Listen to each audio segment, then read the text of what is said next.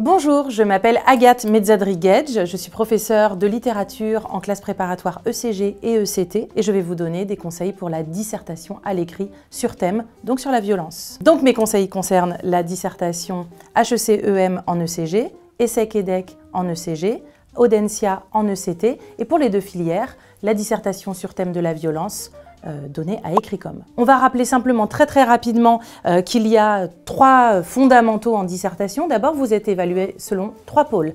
1. Le raisonnement qui doit être dialectique, c'est-à-dire thèse, antithèse, synthèse. 2. Les connaissances. Une dissertation se fait avec des connaissances littéraires et philosophiques, c'est-à-dire que chaque sous-partie est un commentaire, un mini-commentaire de texte qui relie le texte que vous connaissez à la lumière du sujet. Et 3, bien évidemment, l'expression écrite, c'est-à-dire non seulement la correction de l'orthographe et de la grammaire, mais également la fluidité, l'efficacité de votre raisonnement. Deuxième point essentiel concernant la dissertation, il faut vous rappeler que le sujet doit être présent dans toutes vos sous-parties. Si quand vous relisez une sous-partie, vous voyez que le sujet est absent, eh bien il faut évidemment la réécrire ou réorienter la conclusion de votre sous-partie. Et à ce sujet, je rappelle ici qu'il faut se relire à chaque fin de sous-partie. On ne se relit pas au bout des 4 heures, on se relit dès qu'on a rédigé une sous-partie pour voir si le raisonnement est convaincant, bien mené et si le sujet est bien présent avec tous les mots du sujet dans cette sous-partie. Et puis le troisième conseil, bien évidemment, c'est concernant la polysémie des sujets dont on va parler aujourd'hui. La polysémie, ça veut dire que le sujet peut avoir plusieurs sens. Souvent, cela fait peur. Par exemple, il y a quelques années,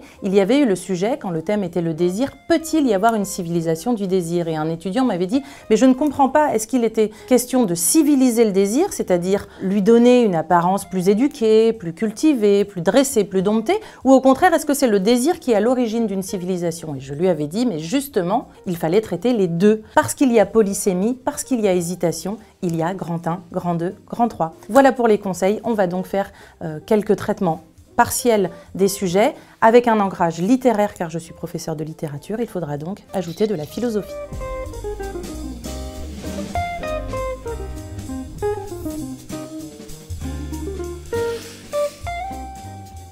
Y a-t-il une violence de la raison? Qu'est-ce que je fais si au concours je tombe sur le sujet « Y a-t-il une violence de la raison ?» Donc y a-t-il une violence de la raison? Comme d'habitude, on est surpris par le sujet et c'est bon signe. Le sujet doit nous déranger, on doit montrer qu'il est en partie paradoxal. Donc c'est sans doute ce que va développer mon grand 1, c'est-à-dire que depuis l'Antiquité, on oppose souvent la raison, le langage humain, à la passion, la bestialité qui serait le lieu d'élaboration de la violence. On peut citer les épisodes du Cyclope au Champ Neuf de l'Odyssée d'Homère ou l'avènement de Zeus après la bestialité des Titans, si on veut parler de mythologie. On pourrait en philosophie citer les penseurs de l'état de nature, éventuellement, qui ont des avis différents. Hobbes, Locke et Rousseau ne disent absolument pas la même chose. Donc une surprise et un grand 1 qui va peut-être plutôt s'étonner et aller contre, une réponse qui serait plutôt négative. Non, la raison, généralement, elle s'oppose à la violence. Et l'idéalisme des Lumières, c'est justement de chercher à faire taire la violence. Mais dans un grand 2, on pourrait se rappeler, justement, j'ai cité les Lumières, que déjà Montesquieu, c'est par exemple dans la lettre 129 des lettres persanes, pense que la raison peut devenir tyrannique. Victor Hugo le reprend dans 93 aussi, lorsqu'il décrit le personnage de Simourdin, qui est un personnage qui n'a pour toute raison que la logique pure, la logique froide. Dès la pensée des Lumières, on pense à une raison systématique, non sensible, qui pourrait elle-même donc devenir tyrannique, violente, parce que systématique. Et donc dans le grand 3, il ne me reste plus qu'à penser éventuellement avec Rousseau ou d'autres, avec Marivaux, même si on le souhaite. La violence de la raison pure nous invite à réinventer une raison plus sensible et peut-être, in fine, plus raisonnable. La fin de la violence. Qu'est-ce que je fais si je tombe au concours sur le sujet « la fin de la violence » Alors, comment faire un plan dialectique? Eh bien, ce que je constate tout de suite avec la fin de la violence, ce sont 2 choses. La première chose, c'est que le mot « fin », il est polysémique. Est-ce que la fin, ça veut dire l'arrêt, le terme, ou est-ce que la fin, ça veut dire la visée, l'objectif, le but de la violence? Deuxième chose importante, dans les sujets qui contiennent un « de ». En français, on appelle ça un complément du nom. La fin de quoi? De la violence. En latin, on aurait dit génitif. Est-il question de dire que j'attribue à la violence une fin ou que la violence est à l'origine d'une fin? Ça aussi, c'est un point qui peut permettre une polysémie du sujet et qui peut permettre donc d'organiser des grandes parties. Troisième point qu'il faudrait peut-être envisager, c'est de se demander si les deux ne pourraient pas être liés. La fin, l'arrêt, et puis la fin également, la visée, l'objectif. Est-ce que finalement, quand j'ai un objectif, une fois que je l'ai rempli, est-ce que mon action n'est pas terminée? Donc est-ce que ça pourrait être un grand 3, petit 3 par exemple? Est-ce que la fin, l'objectif de la violence, ça ne serait pas quand même, d'un point de vue moral, toujours un peu sa fin, c'est-à-dire son terme, son arrêt? Si on organise tout cela en 3 parties, on pourrait dire que le grand 1, c'est une forme de typologie. Qu'est-ce que ça peut être que la fin de la violence, son arrêt, ou au contraire, sa visée, son objectif? Quels sont les moyens pour y arriver? Quels sont les moyens mis en œuvre par l'homme ou au contraire par la violence elle-même? Et on voit que là, il y a une hésitation qu'on va peut-être pouvoir soulever dans le grand 2. Un grand 2 possible, ce serait de se demander si la violence, c'est une notion autonome, qui agit seule, ou hétéronome, c'est-à-dire qui dépend d'un cadre, qui est toujours un instrument du cadre, mais qui n'agit pas seul. Auquel cas, la question de sa fin peut peut-être éventuellement changer. Et puis dans ce grand 2, sinon, un autre grand 2 possible, on pourrait se demander s'il n'est pas utopique, idéaliste, d'imaginer la fin de la violence, dans la mesure où soit je la considère consubstantielle à l'homme,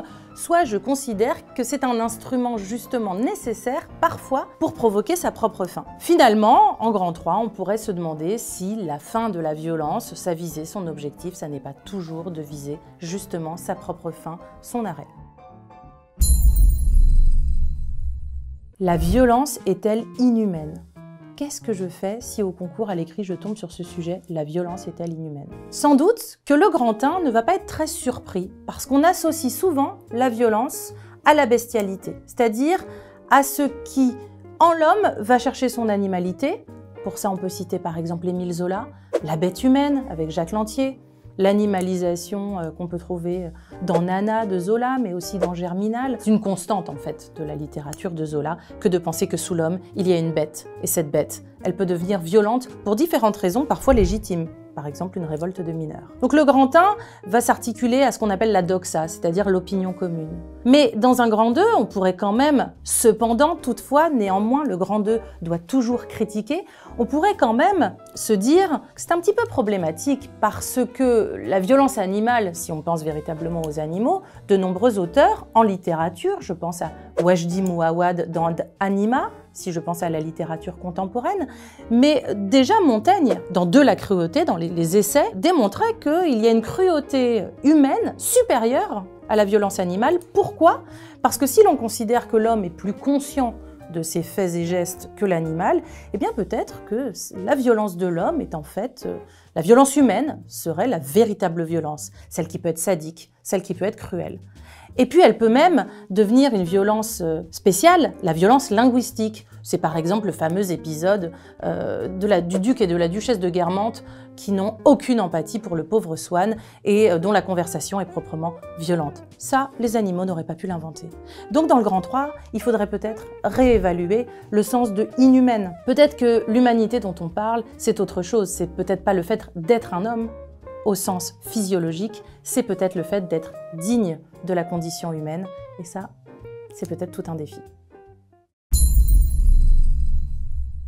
Cultiver la violence. Qu'est-ce que je fais si c'est le sujet qui tombe au concours? Donc cultiver la violence. Si je découvre ce sujet, je peux être un petit peu surpris. Et d'ailleurs, il faut toujours être surpris par les sujets. Tout d'abord, cultiver la violence, c'est un infinitif, c'est l'emploi apersonnel et intemporel du verbe, c'est-à-dire qu'on se demande dans l'absolu, qu'est-ce que cela peut vouloir dire? Il faut aussi savoir que l'infinitif en français, c'est l'emploi qui parfois est injonctif du verbe, c'est-à-dire, on peut dire fermer la fenêtre, ER, on pourrait dire cultiver la violence. Mais une injonction à cultiver la violence semble extrêmement paradoxale, puisque généralement on a tendance, dans la morale judéo-chrétienne et même dans la morale antique, à essayer d'encadrer la violence ou de faire taire la violence. Il y a donc un paradoxe à proposer de cultiver la violence. Je vais développer dans le grand 1 ce que cela pourrait vouloir dire. Cultiver la violence, ce serait peut-être la transmettre, ce serait peut-être même la transmettre inconsciemment, si j'ai lu Bourdieu avec des notions d'habitus. Et puis il va bien falloir passer sur un plan un peu moral dans le grand 2 qui critique toujours. Qu'est-ce que cela peut vouloir dire de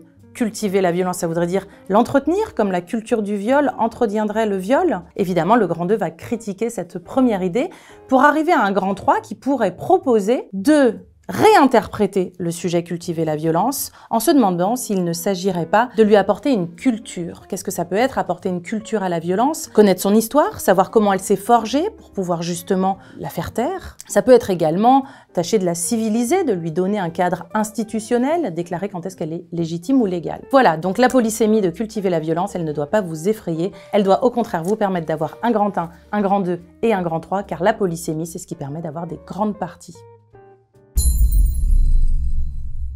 La beauté de la violence. Qu'est-ce que je fais si je tombe à l'écrit sur la beauté de la violence? Le danger de ce sujet, c'est d'arriver avec sa méthode et de le traiter comme si tout coulait de source. Alors la violence est belle parce que... En fait non, normalement la violence on la met du côté de l'immonde, en le reliant presque à une forme d'étymologie de ce qui ne devrait pas faire partie de ce monde. Donc dire qu'il y a une beauté dans la violence, il faut s'en étonner absolument. Sinon c'est qu'on a perdu des réflexes de réflexion à force de trop réviser. Donc le grand 1 sera soit de s'étonner de la beauté de la violence, soit de dire que si elle existe, cette beauté de la violence, c'est peut-être par des procédés. C'est peut-être parce que la violence est parfois esthétisée, parce qu'elle n'existe que dans la représentation, c'est-à-dire que je ne trouverai pas la violence belle au cours d'une guerre réelle, mais je peux trouver une violence belle dans une scène d'action d'un Tarantino très bien chorégraphiée. Parce que là, il y a un code et qu'on est dans l'ordre de la représentation. Je peux alors peut-être mobiliser la catharsis, cette notion grecque qui explique que la violence représentée permet de purger les passions,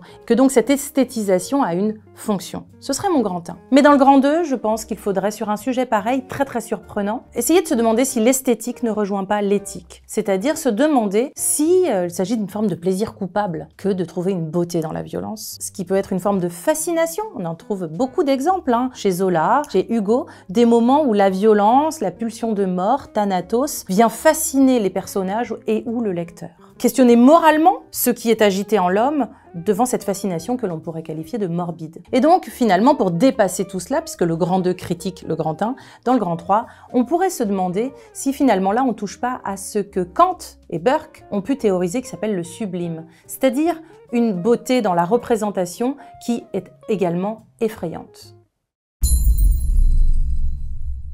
Désir et violence. Qu'est-ce que je fais au concours si je tombe sur désir et violence? Alors tout d'abord, les sujets en « et », c'est-à-dire avec une conjonction de coordination « et », portent sur la conjonction de coordination. Donc d'abord, ce que je ne fais pas, c'est faire grand 1 désir, grand 2 violence. Parce que la question, c'est de savoir qu'est-ce que veut dire ce « et ». Est-ce que le désir engendre la violence? Est-ce que la violence engendre le désir? Ce qui serait étrange, mais en même temps, si j'ai lu Le Temps retrouvé, je sais que le baron de Charlus aime se faire fouetter, et donc il aime bien la violence. La violence engendre du désir chez lui, si j'ai lu la grande scène de sadomasochisme du Temps retrouvé de Marcel Proust. Ou est-ce qu'au contraire, c'est le désir qui est violent, qui contient en lui-même de la violence? Si j'ai lu Phèdre de Racine, je le vis, je rougis, je pâlis à sa vue, un trouble s'éleva dans mon âme éperdue, mes yeux ne voyaient plus, je ne pouvais parler, je sentis tout mon corps étransir et brûler, je vois que la manifestation du désir, chez Racine, et Roland Barthes l'avait noté, est toujours violente. Donc finalement, ça me donne déjà au moins 2 relations possibles entre le désir et la violence, et je vais pouvoir peut-être les organiser. Dans un grand 1, par exemple, qui dirait que désir et violence, tout d'abord, sont liés dans un cadre extrême, celui des relations sadiques, masochistes. Mais aussi dans un cadre moins extrême, toujours dans mon grand 1, que René Girard a théorisé. René Girard nous dit que le désir entraîne toujours la violence, parce que c'est un désir mimétique, qui fait que je convoite ce que quelqu'un d'autre possède, et qui ne peut être épongé, cette violence causée par le désir, que par des trompes-violences, des boucs émissaires. Ce serait mon grand 1. Mais mon grand 2 va évidemment critiquer cela, parce qu'il y a aussi, du côté du désir, peut-être une forme de recherche d'harmonie, de sérénité, d'apaisement, une force plus apollinienne que dionysiaque. Donc je vais là aussi me dire que quand même, est-ce que le désir ne voudrait pas toujours repousser la violence? Et est-ce que la violence, ça n'est pas quand même le compagnon de la haine plutôt que du désir? Ce serait mon grand 2 pour critiquer ce que je viens de dire. Et dans mon grand 3, je pourrais me demander si finalement il ne faudrait pas réévaluer la nature même du désir pour se demander si ça n'est pas dans ses manifestations qui pourrait être lui-même violent. C'est une idée de plan, évidemment. D'autres plans seraient possibles, mais retenez bien qu'il s'agit d'interroger la relation entre les 2 notions, Un autre sujet qui serait force et violence vous inviterait aussi à vous demander, par exemple, si force et violence ne sont pas des formes de synonymes qui d'ailleurs partagent une étymologie, ou si au contraire, ce ne sont pas des notions qui sont parfois opposées, l'une étant plus légale, la force légale, que l'autre, etc. Voilà pour les sujets en « et », conjonction de coordination à élucider. Voilà, ce sont des exemples de traitement de sujets d'une professeure de littérature et pas de philosophie. Donc bien sûr, maintenant, il faut, vous, avoir cette gymnastique intellectuelle d'essayer de problématiser, dialectiser des sujets. Et bien évidemment, il y a plein d'autres façons de faire que ce que je viens de faire. Retenez aussi qu'il y a d'autres sujets auxquels vous pouvez vous intéresser. Pour cette gymnastique intellectuelle, il pourrait y avoir la violence a-t-elle un sens, avec les deux acceptions de sens, est-ce la direction ou la signification? Ou alors peut-il y avoir une civilisation de la violence, avec le fait que s'agit-il de civiliser la violence ou est-ce que la violence est à l'origine de la civilisation? On aurait aussi comme sujet évidemment la société est-elle violente, un sujet ontologique sur l'essence de la société et qui vous inviterait à mobiliser beaucoup de notions, mais notamment des notions philosophiques autour de Rousseau, Hobbes ou encore Locke, à vos chronos, à vos ordinateurs, à vos stylos, pour essayer de rester vif, c'est-à-dire de conserver cette gymnastique intellectuelle qui consiste à dialectiser des sujets sur la violence. Bon courage!